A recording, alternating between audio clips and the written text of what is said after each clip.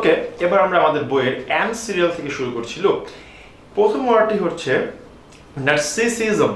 মূলত narcissism ওয়ার্ডটি Greek মিথোলজির নার্সি থেকে এসেছে। মূলত এর দ্বারা একটি মহিলাকে মিন করা হয়ে থাকে যে কিনা তার নিজের শরীরের সৌন্দর্যে খুব বেশি পরিমাণ মুগ্ধ হয়ে থাকে। অর্থাৎ নার্সিসিজম মানে হচ্ছে বেসিক্যালি নিজের প্রতি খুব বেশি আগ্রহ বা নিজের সৌন্দর্যের প্রতি খুব বেশি দাম দেওয়া। অর্থাৎ নিজের প্রতি আগ্রহ থেকে যে অবস্থা সৃষ্টি হয়, অর্থাৎ নিজেকে নিয়ে খুব ব্যস্ত, অর্থাৎ নিজের সৌন্দর্য, নিজের বুদ্ধিমত্তা সবকিছু নিজেকে নিয়ে যখন ভাবা হয়, এই সিচুয়েশনকে বা এই ধরনের অবস্থাকে বলা হয় নার্সিসিজম। এর এক্সাক্ট মিনিং হচ্ছে নিজের প্রতি অত্যাধিক মাত্রার ভালোবাসাকে আমরা বলে থাকবো নার্সিসিজম। দেখবেন আপনার ফ্রেন্ড সার্কেলে অনেক ফ্রেন্ডই আছে যারা কিনা নিজের প্রতি খুব বেশি পরিমাণ কেয়ারফুল বা নিজেকে খুব বেশি ভালোবাসে বা নিজেকে নিয়ে খুব ব্যস্ত থাকতে ভালোবাসে, তাদেরকে আমরা বলে থাকি লোকটা খুব নার্সিসিস্ট। এখান থেকে আমরা বলতে পারি নার্সিসিজম মানে হচ্ছে বেসিক্যালি আপনার আত্মপ্রেম। এবার আমরা আরেকটি ওয়ার্ডে আসি, সেই ওয়ার্ডটি হচ্ছে নেবুলাস।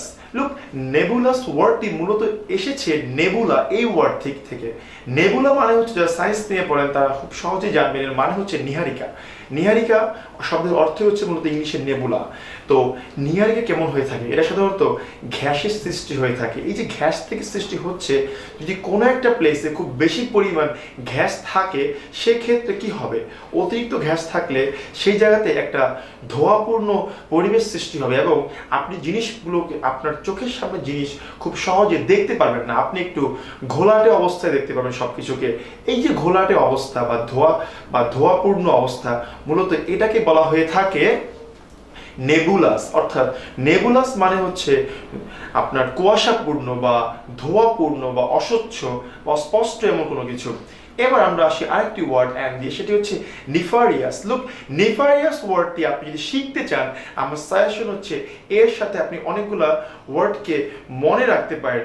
সেই ওয়ার্ডগুলা কিরকম আমরা এক এক করে একটু দেখে নিই। যেমন ধরুন নিফারিয়াস ওয়ার্ডে আছে, প্রথমে হচ্ছে আপনার ধরতে পারেন ডেঞ্জারাস, তারপরে ধরতে পারেন ফিরোশিয়াস, তারপরে ধরতে পারেন নটোরিয়াস। এর সাথে মিলিয়ে নেফারিয়াস, অর্থাৎ এই যে আমি ওয়ার্ডগুলো বললাম ডেঞ্জারাস, ফিরোশিয়াস, নটোরিয়াস, এদের সাথে মিল রেখে আমি বললাম নিফারিয়াস। এই সবগুলো অর্থই হচ্ছে সমগোত্রীয় অর্থ এবং ডেঞ্জারাস মানে ভয়ঙ্কর, নটোরিয়াস মানে কুখ্যাত। একইভাবে আমরা বলতে পারি নিফারিয়াস মানে হচ্ছে খুব হিংস্র বা কুখ্যাত বা খারাপ কোনো কিছু। ওকে, এবার একটি ওয়ার্ড দেখুন, সেটি হচ্ছে কিরকম? সেটি হচ্ছে নিউলজিজম। দেখুন, নিউলজিজম এই ওয়ার্ডটি অনেকের কাছে প্রথম মনে হতে পারে, নতুন, রাইট? এই যে নতুন বললাম, এখানে নিউ ওয়ার্ডটি কিন্তু আছে, নিউ অর্থাৎ নতুন। তো এই যে নতুন এবং আপনি বলছেন ওয়ার্ডটিও নতুন, নিউলজিজম, ইন দ্যাট কেস আমি বলতে পারি, এখানে এই টপিক থেকে বলতে পারি যে নিউলজিজম মানেই হচ্ছে মূলত নতুন কোনো শব্দের ব্যবহার। ওকে, সো অনেক সময় সিচুয়েশন আসবে যে সিচুয়েশনে আপনি ওয়ার্ডের মিনিং বা নেমোনিক্স দ্বারা করতে পারছেন না, তখন এরকমভাবে আপনি ইনস্ট্যান্ট অনেক নেমোনিক্স তৈরি করে নিতে পারেন, যার হবে অনেক কঠিন ওয়ার্ড খুব সহজে মনে রাখতে পারেন। এবার ধরুন আমরা একটি ওয়ার্ড নিচ্ছি, সেটি হচ্ছে কিরকম? নেপোটিজম। লুক, নেপোটিজম ওয়ার্ডটি আপনার কাছে নতুন মনে হতে পারে, কিন্তু নেপোটিজম ওয়ার্ডের সাথে মিলে যায় আরেকটি নাম নিতে পারেন, সেটি হচ্ছে কিরকম? নেপোলিয়ন। নেপোলিয়নের সাথে মিলিয়ে আমরা বলতে পারি নেপোটিজম, নেপোলিয়ন। তো নেপোলিয়ন বেসিক্যালি কি করেছিলেন? তিনি তার দেশ এবং তার পরিবার পরিজনের পক্ষ থেকে কিন্তু অনেক দেশ জয় করতে পেরেছিলেন, রাইট? উনি ওনার দেশকে ভালোবাসতেন এবং দেশের পক্ষ হয়ে অনেক দেশ জয় করেছেন এবং উনি হয়তো অনেক কাজও করেছেন যেটা কিনা দেখা গিয়েছে যে তার পরিবারের লোককেই সাপোর্ট দিচ্ছে। এই যে পরিবারের লোককে সাপোর্ট দেওয়া বা কাছের লোককে সাপোর্ট দেওয়া, এই ধরনের চিন্তাকে আমরা বলে থাকবো নেপোটিজম। মূলত নেপোটিজম শব্দের অর্থই হচ্ছে স্বজনপ্রীতি, যার মাধ্যমে কি করা হয়ে থাকে? নিজের লোককেই মূলত ভ্যালু দেওয়া হয়ে থাকে। যেমন ধরুন আপনি কর্পোরেট বা অনেক প্লেস এগুলো দেখতে পারেন যেখানে মূলত বাবা একটা ব্যবসা শুরু করেছে, তারপরে দেখা গিয়েছে সন্তানরা সেই ব্যবসা শুরু করলো এবং দেখা যাচ্ছে সন্তানরা কি করছে? তাদের কাছের লোককেই বিভিন্ন পজিশনে বসিয়ে সেই বিজনেস থেকে কন্ডাক্ট করছে। এই যে জিনিসটা, এটাকে মূলত বলা হয়ে থাকে নেপোটিজম। এবার আমরা আসি আরেকটি ওয়ার্ড, সেটি হচ্ছে নিহিলিজম। নিহিলিজম ওয়ার্ডটিকে মনে রাখার জন্য আপনি এইটুকু মনে রাখবেন, নি মানে কি? নো বা নেই বা নাই এমন কোনো কিছু। তো আপনি যদি কখনো ভেবে থাকেন, একবার চোখ বন্ধ করে চিন্তা করে দেখুন যে মহাবিশ্বে কোনো কিছুই নেই, এখানে ভালো মন্দ শূন্য, ভালো মন্দ বা দায়িত্ব কর্তব্য বা আল্লাহ ভগবান কোনো কিছুর এক্সিস্টেন্ট নেই। আপনি এখানে আছেন, এটাও কোনো এক্সিস্টেন্ট নেই। আপনি এখান থেকে চলে যাবেন, এটারও কোনো এক্সিস্টেন্ট নেই। অর্থাৎ আপনি একটি বিশাল শূন্যে বিশ্বাস করছেন। মূলত এই নিহিলিজম বা নাই থেকে কোনো কিছুই নেই, অর্থাৎ এখান থেকে যে শূন্যের চিন্তা সৃষ্টি হচ্ছে, এটাকে আমরা বলতে পারি নিহিলিজম। অর্থাৎ নিহিলিজম মানে হচ্ছে শূন্যবাদ, যেখানে ধরে নেওয়া হয় যে কিছুই নেই এমন কোনো সিচুয়েশন। এবার আমরা বলতে পারি আরেকটি ওয়ার্ড, সেটা হচ্ছে কিরকম দেখুন, নেক্সট ওয়ার্ডে গিয়ে নমিনাল। নমিনাল ওয়ার্ডটিকে মনে রাখার জন্য আমরা অনেক সময় বলে থাকি যে নেম অনলি পার্সন, অর্থাৎ যেই ব্যক্তি কেবল নামেই আছে, কাজে নেই। তো আমরা একটু মিলাতে পারি এইভাবে, নেম অনলি লোকজন খুব নমিনাল হয়ে থাকে। এই যে আমি বললাম নেম অনলি লোকজন খুব নমিনাল হয়ে থাকে, তার মানে হচ্ছে কি খুব একটা দামি লোক হয়ে থাকে না, এই জাস্ট চলার জন্য চলে, এরকম টাইপের লোক হয়ে থাকতে পারে।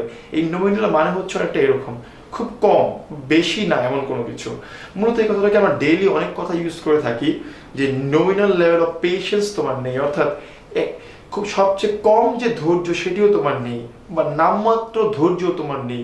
এই নমিনাল মানেই হচ্ছে নামমাত্র। এবার আমরা আসি আরেকটি ওয়ার্ড, সেটি হচ্ছে নস্টালজিয়া।